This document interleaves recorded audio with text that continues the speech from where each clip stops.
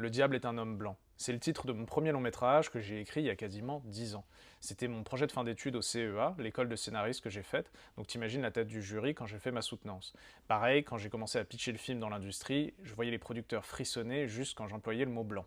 C'est un film d'anticipation qui se passe dans une France parallèle où le ministère de l'immigration de Sarkozy aurait jamais été supprimé. On suit un petit fonctionnaire banal qui passe ses journées à expulser des gens jusqu'au jour où il reçoit l'appel à l'aide d'une réfugiée dont il a refusé le visa, qui est prise en otage par des suprémacistes blancs. En essayant de la sauver, il va découvrir tout un réseau d'esclavage moderne qui se déroule sur le sol français dans le plus grand secret. Pendant tout le film, tu penses que ça va être un white savior classique, jusqu'à ce qu'il arrive trop tard et qu'il soit confronté à l'horreur du système et à ses responsabilités.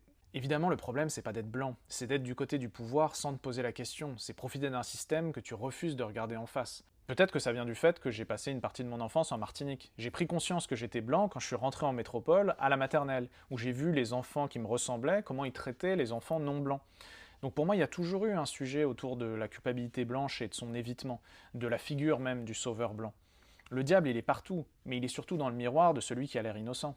Parce que si on résume grossièrement, la France a institutionnalisé l'esclavage, sur la base de théories racialistes où on a hiérarchisé les êtres humains, et en même temps, on est dans un pays où la race n'existe pas, on ne voit pas la couleur, où les blancs sont les 7 de base et les autres sont les racisés. Et je parle même pas de la déshumanisation des migrants, c'est toute l'histoire d'Abou Sangaré et du cinéma français. Dans ce pays, c'est plus facile d'obtenir un César qu'un passeport.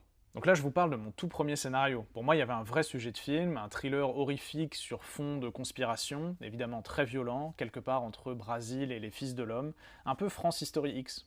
Dites-moi en commentaire si je dois reprendre ce projet ou si je le laisse dormir dans les tiroirs.